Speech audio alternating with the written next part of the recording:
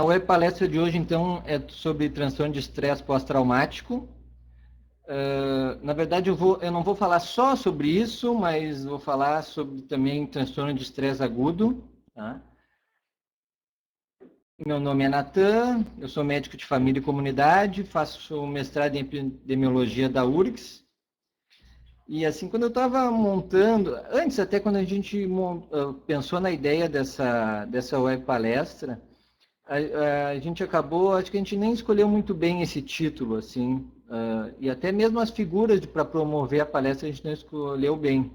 E daí eu estava fazendo ela e comecei a sofrer um pouco também por fazer a palestra, porque não tem como não se lembrar do motivo lá do acidente em Santa Maria, né? Então, a minha ideia foi tentar fazer de uma forma não séria, mas um pouco mais leve.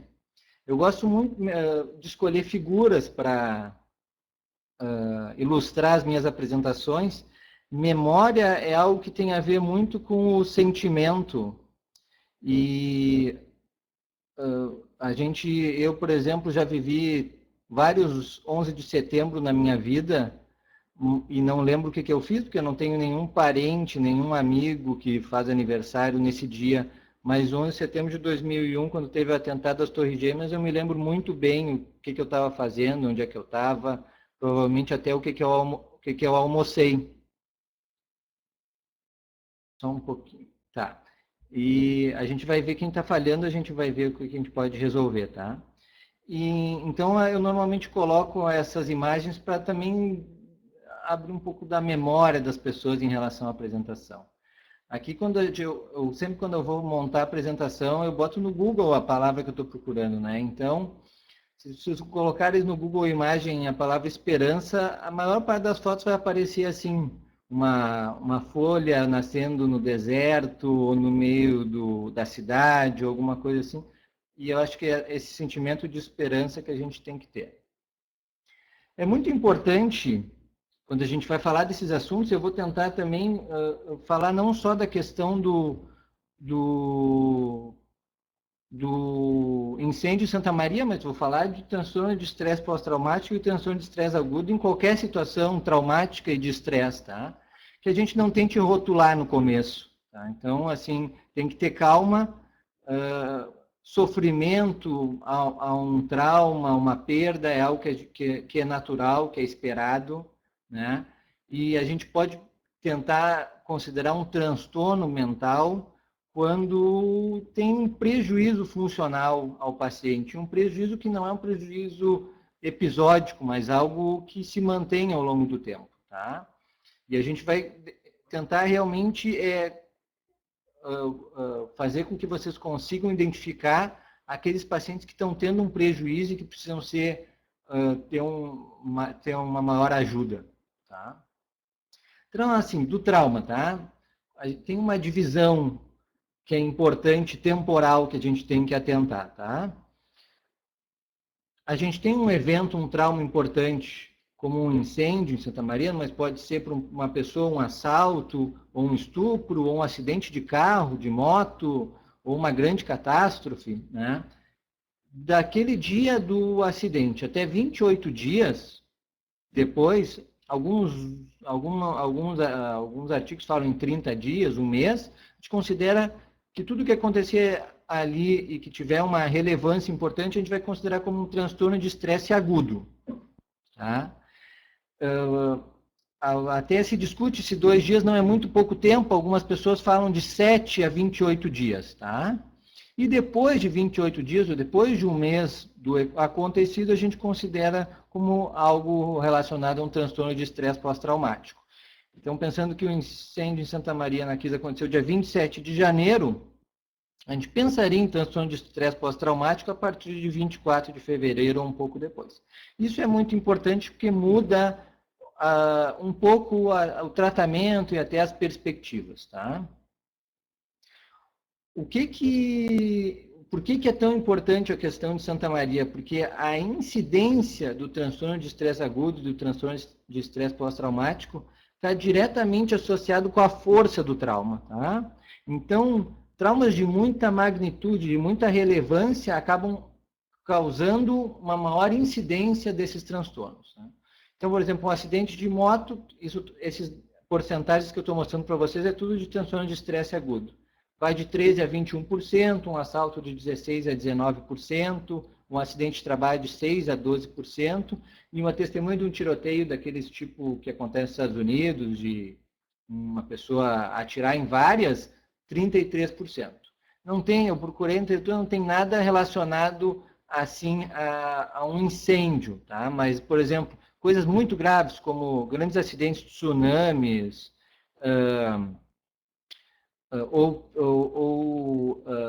vítimas de guerra, chega a 40%, 50%.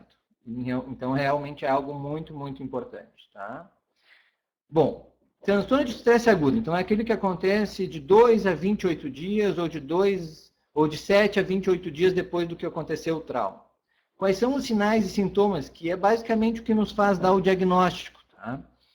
Primeiro, o paciente tem uma sensação de reexperiência. Eu vou explicar melhor depois. Tá? Ela tem uma evitação daquilo que lhe provoca angústia, ou sofrimento, ou medo. Ela tem sintomas dissociativos, isso é uma coisa importante. Para a gente considerar o transtorno de estresse agudo, tem que ter sintomas dissociativos. Eu vou explicar o que é depois, tá? Transtorno de estresse pós-traumático não precisa ter os sintomas dissociativos, tá? E tem que ter um estado de excitação, hiperexcitação, hipervigilância, tá? E está tudo muito relacionado com o medo, tá? É importante a gente entender, tem o substrato do medo, do temor e da ansiedade relacionado a isso é muito importante. Tá, o que é a reexperiência, tá? Reexperiência pode se manifestar de várias maneiras. A pessoa pode ter pesadelos em relação ao trauma, ela pode ter o que a gente chama de lembranças intrusivas, então ela está no seu dia a dia fazendo algo que não tem nada a ver com o trauma e de repente surge a memória do trauma na cabeça.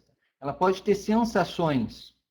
Então, pensando, por exemplo, no incêndio, ela pode sentir o cheiro da fumaça, ou uma pessoa que teve uma arma apontada para a cabeça, ela pode sentir o cano da arma encostando na cabeça de novo, ou pode sente sensações táteis, sensações de cheiro, e ela pode ter flashback. Flashback é uma memória vívida, então a pessoa está acordada e vê cenas do que aconteceu bem vividamente. Tá? E qual é a grande questão assim tanto do transtorno de estresse agudo quanto do transtorno de estresse pós-traumático, que a gente chama de TEPT, né?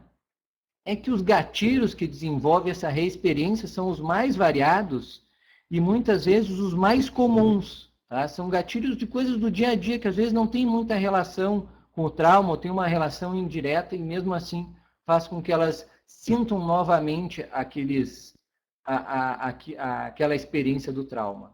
Tá? O que é a evitação da pessoa que está sofrendo disso? Ela não quer saber sobre isso, porque o que ela tem é medo e angústia de sentir o mal-estar que aquilo lhe causa. Tá? Então, ela não quer conversar sobre o ocorrido. Ela tenta passar longe dos locais próximos ao que ocorreu, ela não quer passar, né? Ela não quer nem ler, nem ouvir, nem ver na TV nada de evento semelhante que pode fazer com que ela relembre do caso.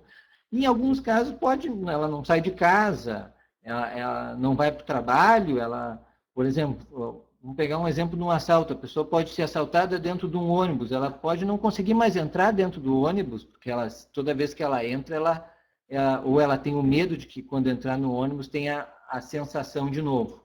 Tá? Então, isso é evitação. Tá? A hipervigilância ou hiperexcitabilidade, então a pessoa está num estado de estar sempre muito ansiosa, muito angustiada. Ela tem um estado que a gente chama de hipervigilância. Então, assim, as pessoas têm, elas conseguem ter um estado de vigilância no que está acontecendo no ambiente, de estar ligado no que está acontecendo, nos estímulos, e ao mesmo tempo uma capacidade de concentração. Tá? Isso é mais ou menos numa balança. Então, a pessoa está mais concentrada, ela está menos vigil. Ela está mais vigil, está menos concentrada. O que acontece nessas pessoas é que elas estão hipervigis. Tá? Porque elas querem estar sabendo tudo que está acontecendo ao seu redor e para evitar possíveis estímulos que vão fazer ela relembrar do trauma. Tá? e por isso ela vai diminuir a capacidade de concentração e de fazer suas atividades. Ela está mais irritada e ela está com uma excitação excessiva. O que significa isso? É aquela pessoa que fica sobressaltada por qualquer coisa. Alguma pessoa passa perto dela, ela dá um pulo, como se ela tivesse com medo de alguma coisa. Tá? Sintomas dissociativos, tá? Então, os sintomas dissociativos são importantes no transtorno de estresse agudo. Não quer dizer que eles não ocorrem, eles ocorrem também no TEPT, mas eles não são importantes para dar o diagnóstico nem definir tratamento, tá? O que é o sintoma dissociativo? É algo que tem a ver com a cognição e com a consciência das pessoas, tá? Então, os exemplos que tem ali, a amnésia dissociativa é o paciente que ele não consegue lembrar de coisas que estão relacionadas ao trauma. Então, ele vai contar, por exemplo, o que aconteceu, e ele lembra até um certo momento, e depois ele não lembra mais, ele vai lembrar, vai ter um hiato de tempo que ele vai apresentar. Tá? Ele pode ter sensação de despersonalização, que é como se ele se sentisse fora do corpo, ou não responsável pelo que ele está fazendo, ou como se ele sentisse que ele não é ele, tá? Que é uma sensação de que a pessoa está meio, que não está comandando o que está acontecendo. Ou de desrealização, a pessoa sente o corpo de tamanho diferente, maior ou menor, ou altera a visão dele, ele vê as coisas, o mais comum é ver como um túnel, né, como se tivesse uma visão em túnel, como se tivesse um campo, um cano na frente do olho, ele não conseguisse ver para os lados, ou ele não consegue, às vezes, reconhecer as pessoas que estão próximas. Um entorpecimento emocional, às vezes a pessoa parece assim, falando numa linguagem mais coloquial, meio grogue, meio assim que não está conseguindo reconhecer o ambiente, ou mesmo às vezes as pessoas falam com ele e ele não consegue gravar o que está fazendo, ou perde partes da fala da pessoa, tem uma percepção reduzida do ambiente, tá? Os sintomas dissociativos, às vezes, é uma coisa até meio complicada de definir, por exemplo, porque tem gente que considera os sintomas aqueles conversivos, que é muito comum, por exemplo, no ataque de pânico, no transtorno de ansiedade generalizada, que é sintomas muitas vezes físicos, que são dissociativos. Tem gente que considera parecido, mas não é algo comum de acontecer no transtorno de estresse agudo ou no TEPT, né? Pessoas com dor no peito, com falta de ar, com formigamento, mas também pode, tá? Fatores de risco, tá? Então, assim, fator de risco importante é ter uma doença psiquiátrica prévia, tá? Pessoas com doenças psiquiátricas prévias têm chances bem maiores de desenvolver o transtorno de estresse agudo ou mesmo o TEPT, tá? Isso varia, assim, de 3 até 20 vezes mais frequente, tá? Ter traumas prévios também facilita a ocorrência do transtorno de estresse agudo. Então, porque se acredita num mecanismo de sensibilização. Então, aquele que já teve uma vivência de um acidente ou de outros traumas psíquicos como abuso, estupro, assalto, tem mais chance de sofrer do transtorno de estresse agudo se tem um novo trauma. O sexo feminino tem realmente de 2 a 4 vezes mais chance que o sexo masculino de sofrer disso. E aqueles pessoas que já têm uma reatividade que a gente considera um pouco exagerada ao estresse, aquelas pessoas que, quando a gente conta notícias ruins, já se sentem mal, que são mais sensíveis a isso, eles têm uma chance maior de desenvolver o transtorno de estresse agudo. Tá? Uma coisa também, acho que eu vou falar depois, mas posso falar agora, questão assim, é muito importante, por que é tão importante a questão dessa identificação do transtorno de estresse? Porque a gente sabe que quanto mais alterado a pessoa fica logo depois do estresse, então quanto mais ansioso, quanto mais, ou tem coração acelerado, ou palpitações, ou falta de ar, fica respirando rapidamente, mais chance ela tem de desenvolver o transtorno de estresse agudo. E quem desenvolve o transtorno de estresse agudo também tem mais chance de desenvolver o TEPT. Tá? Então, por isso que é importante a gente ficar de olho nisso. A gente sempre tem que pensar no diagnóstico diferencial, tá? Então, o paciente com uso de algumas drogas psicoativas podem mimetizar quadros de transtorno de estresse agudo e pode estar causando isso, que não é nem o TDA, nem o TEPT. O uso de alguns analgésicos, como a morfina, pode também ter sintomas semelhantes. Algumas condições médicas podem também apresentar isso. Tá? Tratamento, tá? Bom, tratamento assim, é suporte e de alguma maneira, se sentir hábil para fazer isso, tentar expor o paciente a aquele fato que está ali causando, tá? Então, a principal coisa, primeiro, é falar sobre o assunto, tá? Tem um mito que as pessoas acham que não, se não falar sobre o assunto, as pessoas vão melhorar. Não, elas não melhoram. Tá? Falar sobre o assunto ajuda a elaborar o trauma e ajuda a se sentir melhor. Então, é importante conversar sobre o assunto. Tá? Claro, sempre tem que cuidar quando vai falar disso. Isso, sem dúvida, sempre vai causar sofrimento à pessoa e tu tem que estar atento para não estar causando muito sofrimento. Né? Tem que conseguir pesar muito bem isso, sentir o que está acontecendo. Às vezes, não adianta querer resolver tudo num encontro só, mas ter outros encontros para conseguir elaborar bem esse trauma. Tá? Conversar sobre a culpa. As pessoas também, às vezes, não querem conversar sobre isso, então a pessoa diz, não, eu me sinto culpado, e a culpa é um problema, né? Tanto nos transtornos de estresse agudo, no TEPT, como nos transtornos de humor. Né? A pessoa tem culpa e pronto, e tem que conversar sobre isso. E não é só dizer, não, tu não tem culpa de nada. Tem que, de alguma forma, tentar fazer a pessoa entender que ela não tem culpa. Vamos dar um exemplo do incêndio. Muitos pais devem estar se sentindo culpados que deixaram seus filhos sair de casa de noite naquele dia. Tá? O que tem que mostrar para as pessoas é que os filhos jovens saírem de casa de noite para ir numa festa é algo natural na nossa sociedade. Tá? E que todos os outros pais também permitiriam em situações semelhantes que eles saíssem. Tá? E que isso é algo que acontece. Né? É necessário elaborar a culpa também. Evitar a evitação, então tu tem que ter um enfrentamento gradual dos medos. A questão de falar sobre o assunto é o começo, mas vamos pensar, por exemplo, na questão que eu falei da pessoa que é assaltada dentro do ônibus. Tá? Ela, de alguma forma, só vai conseguir resolver isso quando ela for exposta ao ônibus. Tá? Então, a ideia é o seguinte, ela se fala sobre isso, ela vai falar sobre os medos que ela tem em relação ao ônibus, numa outra vez ela vai ir numa parada de ônibus, numa outra vez ela vai entrar no ônibus e ficar um tempinho dentro, até ela começar a perceber que aqueles sentimentos, com aquelas sensações que ela tem, vão começar a diminuir. Tá? Então tem que ter uma questão de enfrentamento. E é muito importante para os profissionais de saúde ser acessível e vigilante. Tá? Acessível no sentido de ser acolhedor, né? de aceitar aquilo como importante, de estar disposto a ouvir, de estar disposto a ver as pessoas de novo. Tá? E a outra coisa de ser vigilante é perceber se aquilo não está piorando. Tá? Se o transtorno de estresse agudo, o transtorno de estresse pós-traumático, tem uma vantagem que a tendência deles é melhorar com o tempo.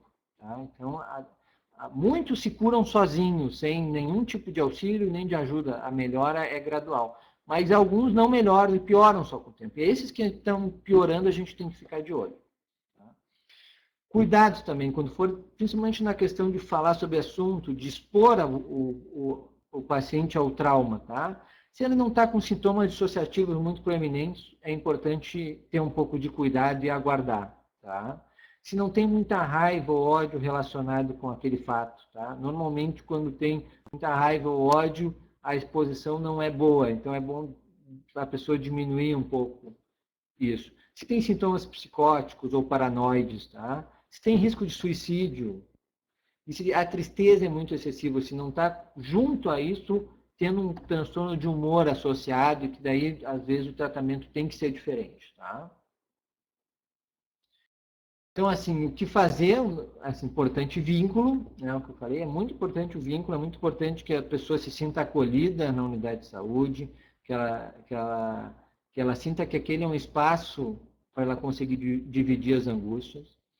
tem uma coisa que às vezes a gente, evitar falar que existem situações bem piores que a sua. Claro, quando a gente fala do incêndio da Kiss, é óbvio que a gente não vai falar isso, mas muitas vezes, por exemplo, a questão que a gente muitas vezes considera eventos menores, né?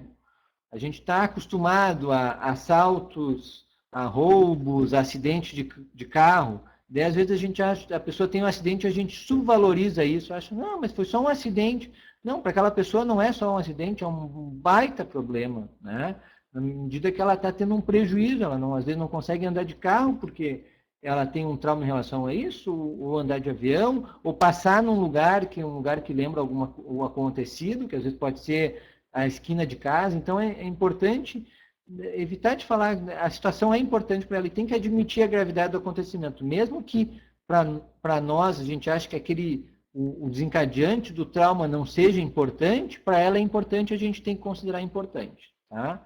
Falar sobre o que aconteceu, isso ajuda, como eu disse, a elaborar.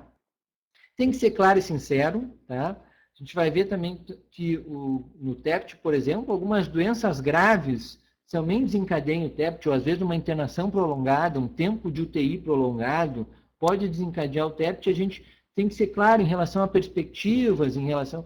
A melhor coisa é falar a verdade, tá? Com sensibilidade, né?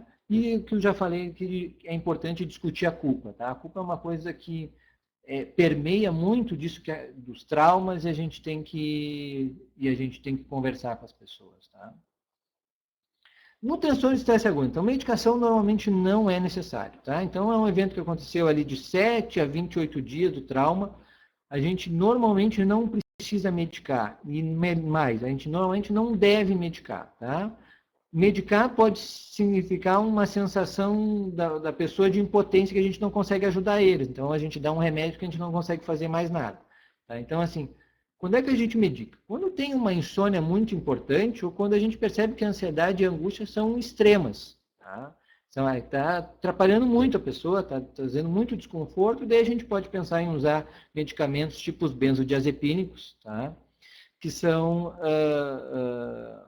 que ajudam nesse controle. É importante a gente sempre fazer uma aliança terapêutica no sentido de explicar para os pacientes por que está usando os benzodiazepínicos, que é só por sintomas, que não vai tratar a doença ou o fator desencadeante, tá? Para eles não acharem que vai usar aquilo ali e daí vão se curar, né?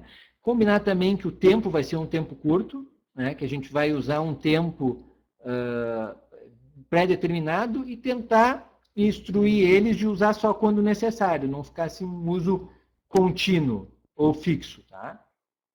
É claro, assim, isso vale para a maioria dos pacientes. Alguns casos graves, daí é outro tipo de abordagem, às vezes é outro, até se entra com medicação logo, mas assim, geralmente o transtorno de estresse agudo é só apoio e apoio, tá? No TEPT, tá? Então a gente vai falar agora do TEPT. Então, assim, o TEPT é algo um pouco mais complexo que o transtorno de estresse agudo. Apesar deles terem sintomas e o diagnóstico ser muito semelhante, o que acontece no TEPT é que ele ocorre num tempo depois do trauma. De um tempo que às vezes pode ser muito depois do trauma. E as alterações às vezes são tão heterogêneas e a apresentação é tão difícil que às vezes a gente tem muita dificuldade de fazer o diagnóstico. Há um subdiagnóstico muito importante do TEPT. Então, são duas coisas, acho que são importantes no TEPT. Primeiro, cuidar para não sobremedicar os pacientes, tá?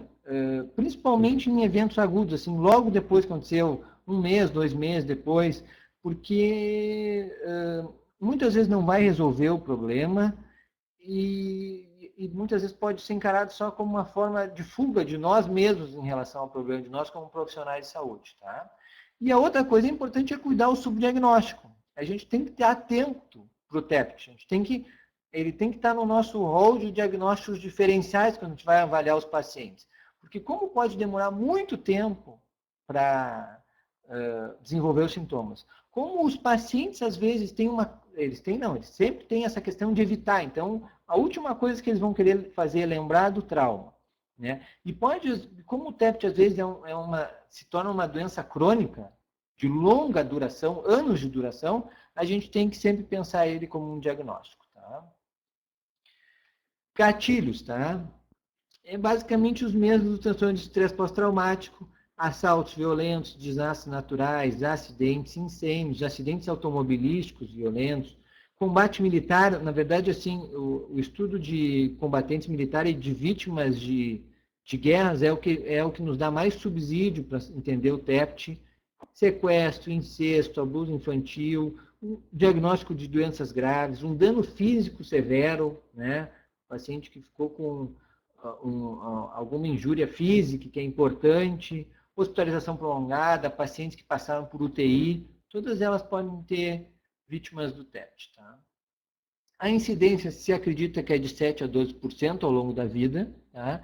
É difícil ter, tem poucos estudos que avaliam as questões de incidência e prevalência do TEPT, porque a gente acaba estudando ele só nas vítimas, né? E não estuda isso nas populações. Tá? Então, a gente tem, muitas vezes, é uma suposição esse valor, tá? Mas é um valor expressivo. Tá? Como eu disse antes, uma boa parte vai acabar se curando sozinho, sem ter tipo de nenhum auxílio, né?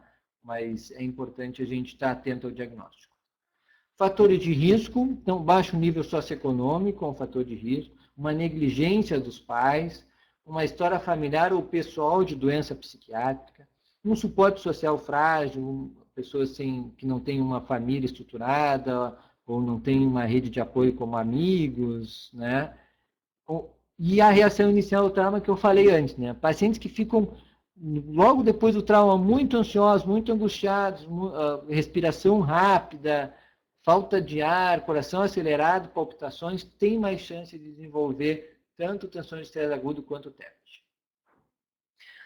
Uma outra coisa importante, isso vale para, e por isso que assim a gente tem, isso vale também para os transtornos de ansiedade. Esses pacientes têm mais risco de doenças físicas comuns, como angina, insuficiência cardíaca, asma, por dois motivos principais. Porque primeiro eles têm mais risco mesmo, né? E segundo, porque muitas vezes a gente subvaloriza as queixas das pessoas, ou por já conhecer o histórico, né? E quem tem uma experiência de trabalhar em emergência acaba pegando isso fácil. Então a gente vê quando tem alguma coisa psicológica junto, conversiva ou dissociativa junto, e às vezes a gente não entende que o paciente pode ter as duas coisas, ele pode ter sintomas dissociativos e angina, ou conversivos e angina, ou insuficiência cardíaca ou asma. E esses pacientes, de maneira geral, morrem mais do que os outros por causa disso. Tanto quem tem transtornos do espectro da ansiedade, quanto o TEPT, tá? O mecanismo de ação é incerto, né? Até falando, foi uma coisa interessante falar disso, agora eu me lembrei, eu atendo numa emergência aqui em Porto Alegre, e daí eu estava atendendo uma paciente, acho que tinha uns 70 anos mais ou menos, era uma senhora que tinha uma doença pulmonar crônica, grave, com uso de oxigênio em casa. E daí a gente acabou fazendo todos os exames, que podia ser um infarto que ela estivesse sentindo, e a gente acabou afastando isso na hora. Daí eu fui falar com ela para ver como é que ela estava se sentindo, e ela disse que estava se sentindo melhor. E daí ela me perguntou se eu tinha visto os exames dela, eu disse que eu tinha visto, ela perguntou se ela tinha o coração grande. Daí eu disse, não, seu coração é um pouco maior do que o normal, mas nada que seja preocupante, assim, tem a ver com a pressão alta dela e tal. E daí ela me contou que uma semana antes ela tinha ido consultar um profissional de saúde e ele tinha dito que ela tinha um coração grande. E daí ela ficou a semana inteira sofrendo com isso. Tá? Então é muito importante a gente valorizar essas queixas, assim, e ficar atento a isso, né? Porque é algo muito comum, tanto em emergências quanto em postos de saúde. Então, do mecanismo, estava falando, o mecanismo é incerto, né?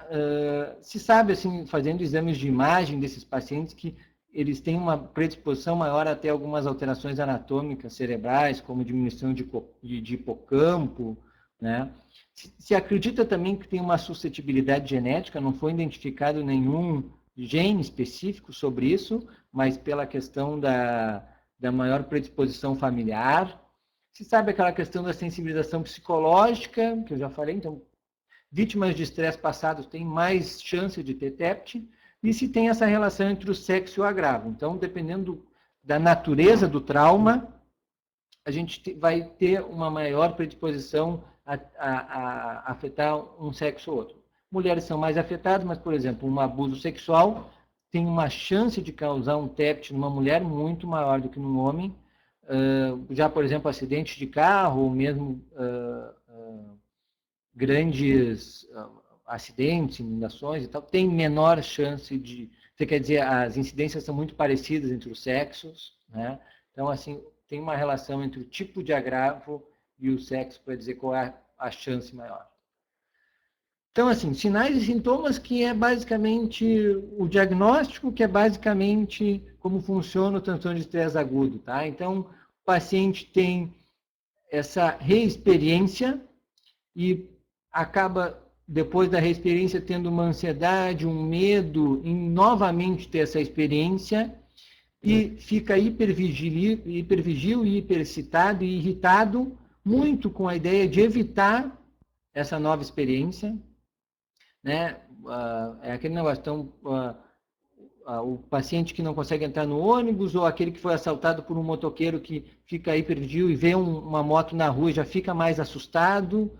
E o que ele vai querer? Ele vai querer evitar esses gatilhos, esses desencadeantes, que ele tem medo que causem essa reexperiência, e isso vai causar um prejuízo funcional. Tá? O que é importante é que tem que ter o prejuízo funcional. Tá?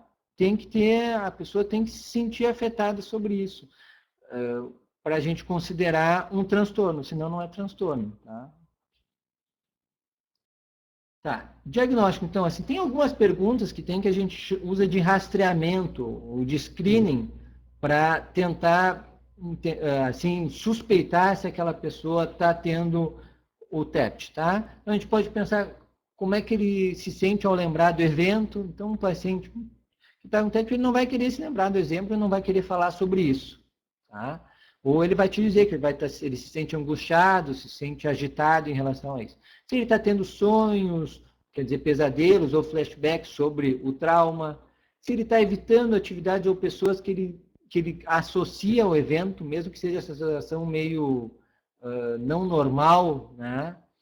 Se ele se esqueceu de fatos associados ao evento, aquele negócio da amnésia dissociativa, né? Se ele tem essa ideia de que às vezes não consegue lembrar, se ele fica hipervigil nessa questão de ficar observando cuidadosamente em volta, se ele está no local público, às vezes o paciente olha para ver saídas de emergência, fica cuidando para ver se são desobstruídas, às vezes sabe, ele fica hipervigil. E na dúvida, sempre é bom aplicar um instrumento, que tem vários instrumentos que ajudam bastante a gente dar o diagnóstico, né?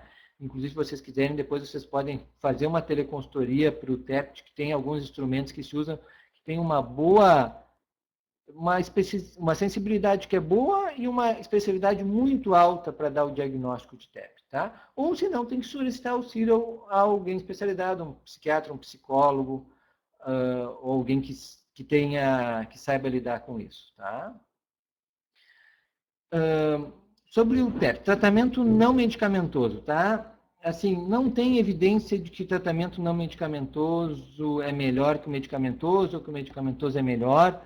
Tem muito pouca evidência dizendo que associar os dois melhora, tá? Mas eu acho que a pessoa tem que usar o que se sente mais confortável, tá? A gente sabe que é muito importante a função dos profissionais de saúde da atenção primária no diagnóstico e no tratamento dessas pessoas, tá? Então, a gente tem que tentar se cercar da melhor quantidade de ferramentas possíveis e usar o que se acha mais seguro, tá? Se tem descrições, a Inglaterra tem bastante registro disso, as pessoas fazem o que a gente chama de tratamento misto, muitas vezes, né? Às vezes usa medicação, mas também faz alguma coisa de psicoterapia breve, né? É válido também, tá? O que é importante no não medicamentoso? Tem que quebrar a lógica que associa esses comportamentos que seriam comuns, ou normais, ou naturais, ou ordinários, corriqueiros, com um evento em comum que é um trauma, que é uma coisa que não está acontecendo toda hora, tá?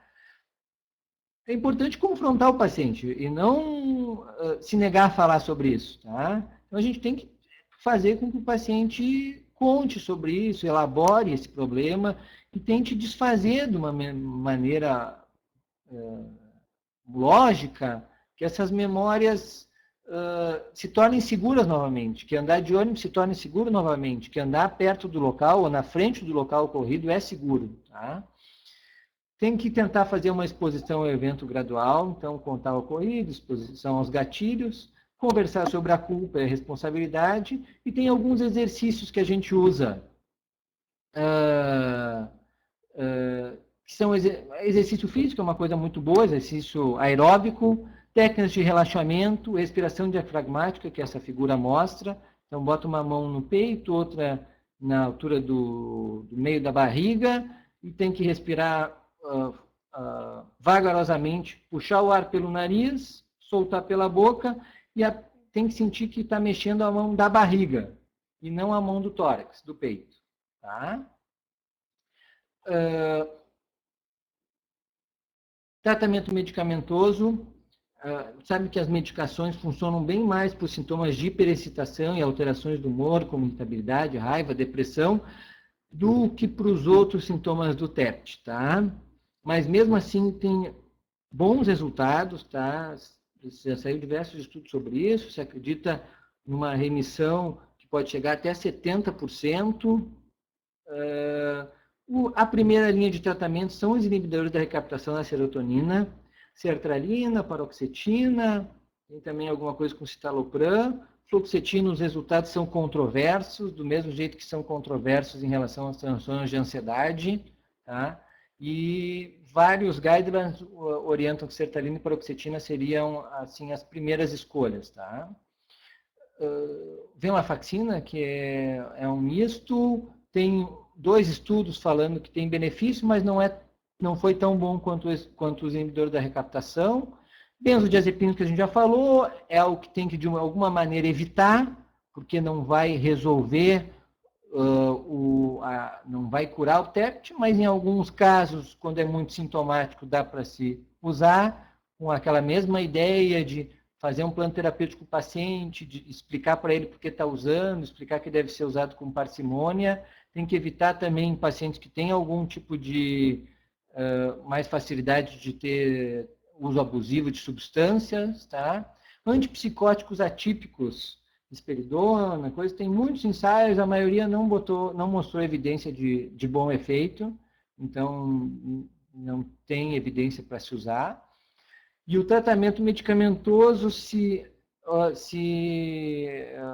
acha que um tempo para se usar 6 meses até 1 ano depois da resolução dos sintomas, então o paciente está bem, está estável, se usa 6 meses até 1 ano depois, e depois pode-se tentar parar com a medicação. Tá? É importante, menos de 6 meses, a taxa de recidiva é bem alta, chega a 27%, então menos de 6 meses não se deve parar de usar, tá? Apesar de que muitas vezes, a gente sabe, é comum os pacientes param de usar quando melhoram. O curso, tá? E isso é bem interessante. A maioria desenvolve os traumas nos primeiros meses após, mas 25% vai iniciar com os sintomas 6 meses ou mais após. Então, 1/4 dos pacientes vão iniciar bem depois. Muitas vezes, essa relação entre o trauma e os sintomas fica difícil, tá? É uma condição crônica, 1/3 dos pacientes que desenvolvem TEP estão sintomáticos ainda após 1 ano, e tem 2 estudos, 2 meta-análises que mostraram que até 1/3 pode ficar sintomático 10 anos depois do tratamento. Tá? Então, para ver o quanto pode ser importante, quanto pode trazer de prejuízo para as pessoas. Tá? Bueno, acho que é isso. Tá? Eu quero falar só sobre a questão dos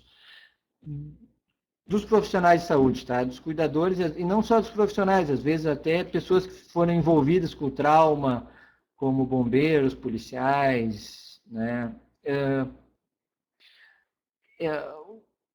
Assim, não tem um relato assim de o quanto esses profissionais podem desenvolver TEPT, a gente não tem esse número, tá? Mas a gente sabe que, principalmente quando tem grandes eventos, como foi o incêndio em Santa Maria, muitos profissionais acabam sofrendo. Tá? E é muito importante que as equipes fiquem vigilantes em relação a isso. Tá?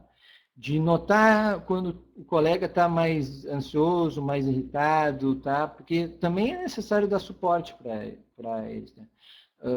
Claro, por mais que a gente esteja acostumado a tratar de doenças e de sofrimento do paciente, o que aconteceu em Santa Maria é um caso muito, assim, de muita magnitude, muita transcendência, né? Então, a gente tem que...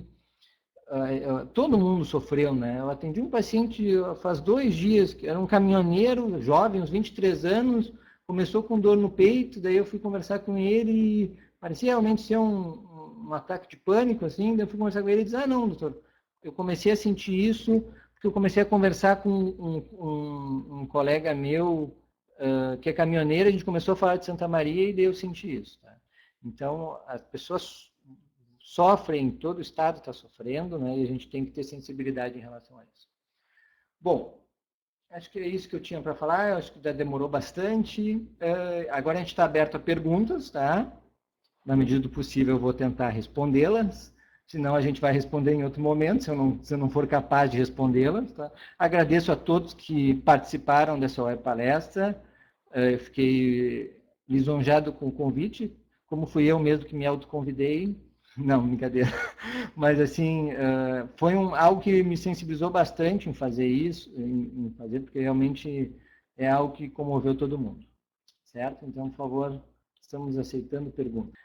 Perguntaram a diferença entre lembranças intrusivas e flashbacks, tá? São muito parecidos mesmo. Na verdade, o flashback é uma memória bem vívida, bem real do trauma, tá? Lembranças intrusivas, às vezes, pode ser algo não tão real ou não, assim, não tão associado diretamente ao trauma, ou é uma coisa um pouco mais distante, mas é bem parecido, assim, a lógica é a mesma. Tá. Perguntaram também sobre a diferença de luto patológico e TEPT, tá? Quer dizer, luto patológico é um luto que a gente considera, vamos dizer que está demorando mais do que a gente considera um tempo normal para se resolver. Então, a pessoa tem que elaborar o luto de alguma coisa que aconteceu, como a perda de um familiar. Eu não me lembro ao certo, mas se não me engano, um luto que passa de 6 meses é o que a gente considera um luto patológico. É um pouco diferente do TEPT, tá? Perguntaram também se tem alguma atitude ou recurso emocional que se deve cultivar para uma pessoa que seja menos, para ser menos propensa ao transtorno de estresse pós-traumático, tá? Se acredita que nas pessoas que desenvolvem o transtorno de estresse agudo, tu rapidamente identificar isso e ter uma abordagem em relação a isso, que é aquilo que a gente falou, de falar sobre o assunto, de alguma forma tentar que a pessoa pare de evitar as lembranças do trauma, ou de parar com sintomas evitativos, diminuiria, tratando o transtorno de estresse agudo, diminuiria a chance do TEPT, tá? Mesmo no TEPT, eu li hoje de manhã um estudo que eles encontraram naqueles que começaram com um acompanhamento psicológico, começaram a fazer uma psicoterapia breve, logo no início do trauma, acaba tendo uma menor incidência de TEPT no futuro. É difícil, assim, o que a gente tem que pensar? A gente tem que pensar sempre naquela questão da equidade, tá? A gente tem que dar mais atenção àquele que mais precisa. Tá? Então, a gente tem que estar atento aos pacientes que desenvolvem sintomas mais proeminentes, mas não quer dizer que aquele paciente que não te parece estar com transtorno de estresse agudo não pode dar uma palavra de conforto e que isso provavelmente vai ajudar também. Sintoma dissociativo, eu falei, pode ser a amnésia, que a pessoa não lembra de daquilo que ela, de uma parte do trauma que aconteceu, ou de sentir que está, por exemplo, com uma sensação que está fora do corpo, ou que ela não consegue entender o que as outras pessoas estão falando, ela ouve, mas ela não entende, ou ela sente coisas diferentes no próprio corpo, assim, aumento do tamanho dos braços, ou diminuição, ou sentir que está pequeno, ou ter alterações visuais, que o mais comum é aquela visão em túnel. Isso são sintomas dissociativos. Sobre a questão, assim, quem sofreu com situação de tragédia, o que é melhor fazer? O melhor é naqueles que, avaliar as pessoas que nos procuram, né? E naquelas que apresentaram sintomas, ajudar elas a se recuperar. É que às vezes a gente pega, por exemplo, uma situação de tragédia como Santa Maria. Toda a cidade de Santa Maria sofreu, todo o estado do Rio Grande do Sul sofreu, todo o Brasil sofreu, né? É óbvio que pessoas próximas às vítimas ou as vítimas vão ter mais chance de desenvolver os transtornos de estresse agudo ou TEPT, mas quer dizer, mas todo mundo pode de alguma forma estar associado, né? A questão assim do trauma em si é sem dúvida mais relacionado a quem vivenciou a tragédia. Também botaram aqui em relação a tratamento medicamentoso, né?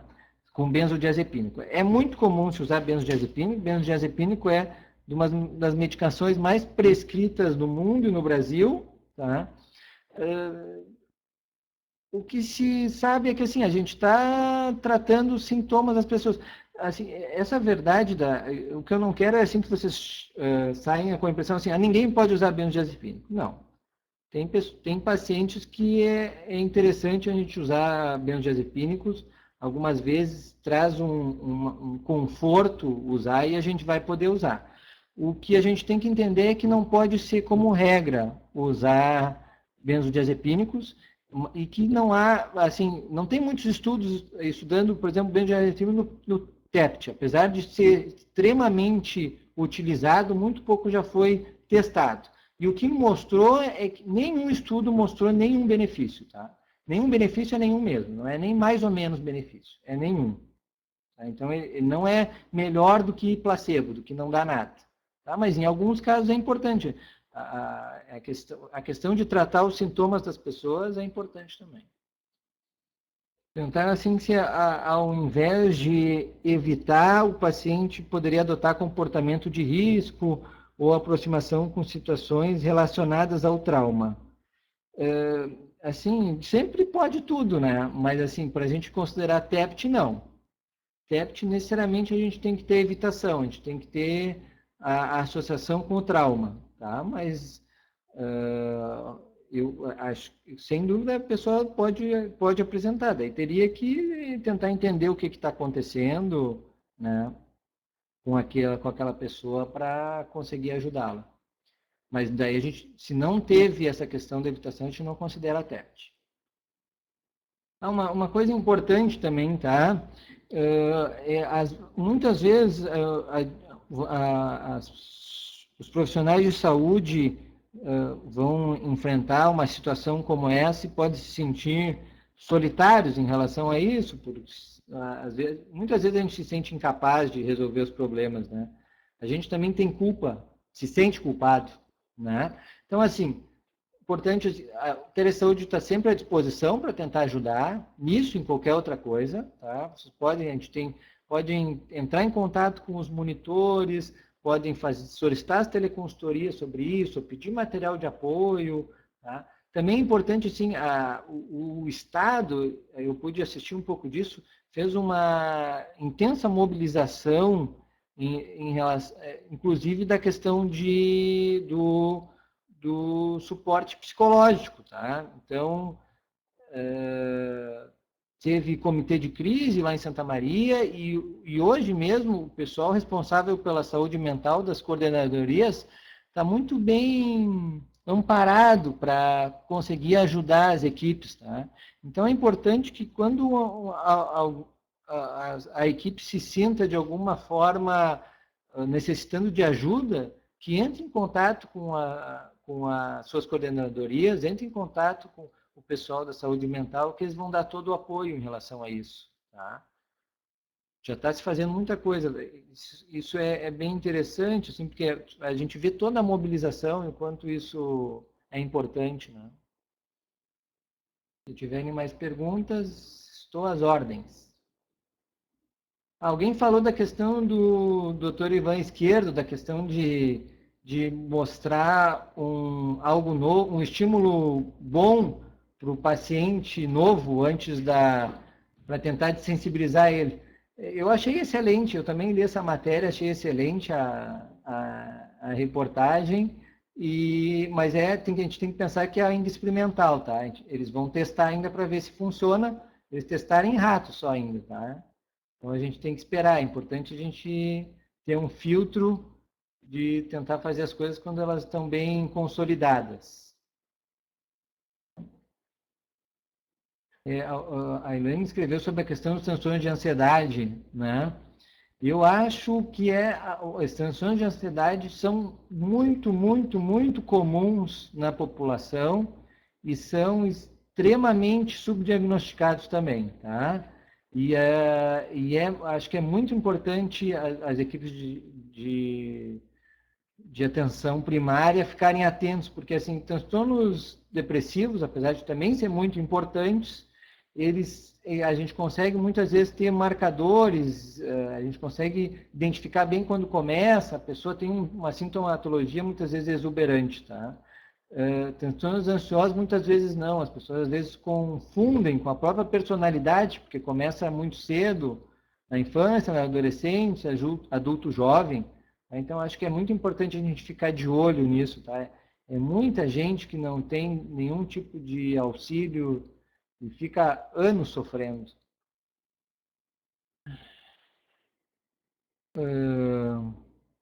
Sobre a questão de se os agentes de saúde devem procurar os familiares das vítimas da sua região. Fazer busca ativa é uma boa pergunta. Eu acho que eu teria que pensar um pouco, Elton, para te dizer se vale a pena fazer busca ativa. Eu acho que é muito importante os agentes de saúde ficarem atentos, tá? Eu não acho que todos os familiares têm que ser avaliados, né? Porque são muitos, né?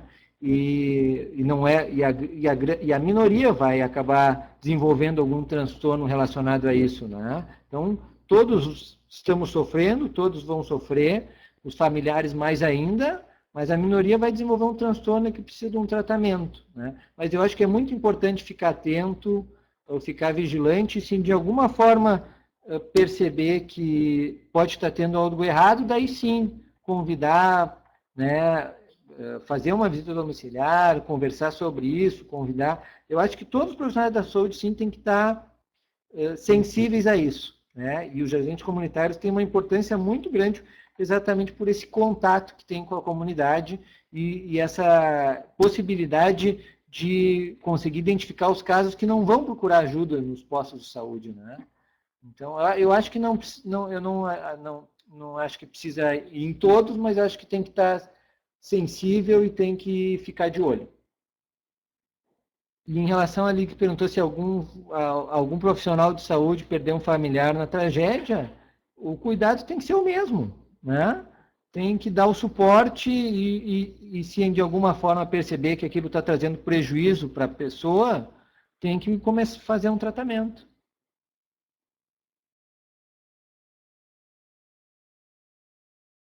Sobre a questão de exposição excessiva na mídia, eu acho que é meio. É difícil controlar isso, né? É, às vezes a gente tem uma sensação de saturação, né? Com a mídia, né? Porque a gente ouve, parece que eles só querem ibope, né? Mas é importante a gente também entender o papel da imprensa em relação a isso, né? Infelizmente, muito das coisas acontecem pela pressão da opinião pública, né? Então, se a mídia muitas vezes ela é só um espelho do que as pessoas estão pensando, estão querendo, então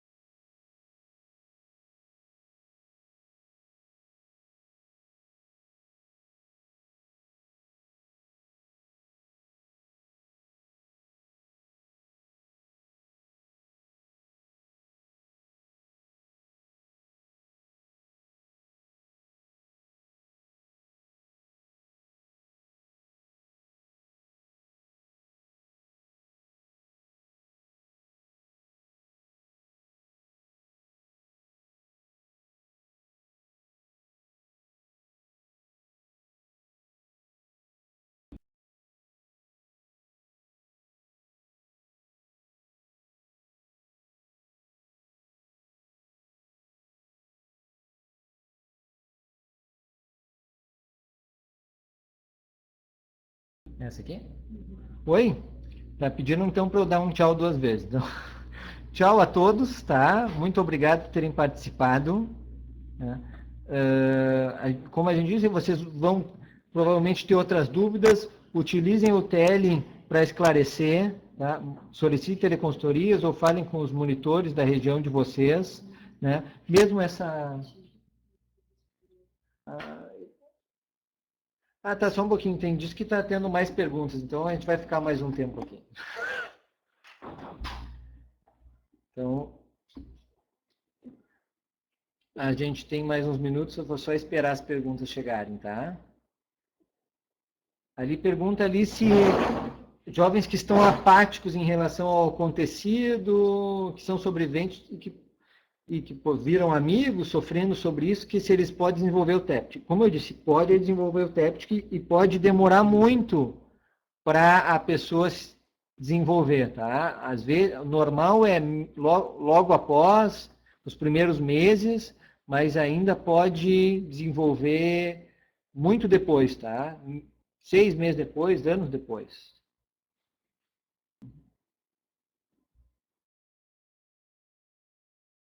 Perguntaram também como é que pode acessar a palestra, tá? A palestra depois ela vai ser colocada no nosso site e ela vai ficar disponível para se ver a qualquer momento, tá?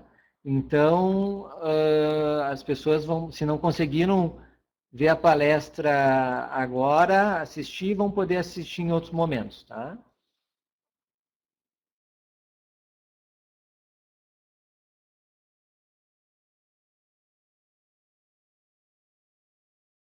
Se perguntaram sobre os profissionais, né, sobre os voluntários. Como eu disse, assim, as pessoas que ajudaram diretamente têm uma chance maior de desenvolver o transtorno de estresse agudo e o TEPT, e a gente tem que ficar disponível e vigilante, tá? Para quando aparecer os sintomas, poder fazer uma avaliação, ver se encaixa em algo como um transtorno e daí auxiliar no tratamento. Tá? Sem dúvida, tem já relatos de pessoas que trabalham em UTIs, que receberam pacientes que desenvolveram, inclusive, sintomas dissociativos, tem bombeiros, profissionais, e a gente tem que ficar de olho. A gente sabe que, no caso dos profissionais, aqueles que têm assim, pessoas que são mais vigis, né, que têm uma vigilância maior, e que daí respondem de forma de maior sobressalto, ou quer dizer que ficam mais agitados, mais ansiosos em relação ao trauma, acabam tendo mais chance de desenvolver.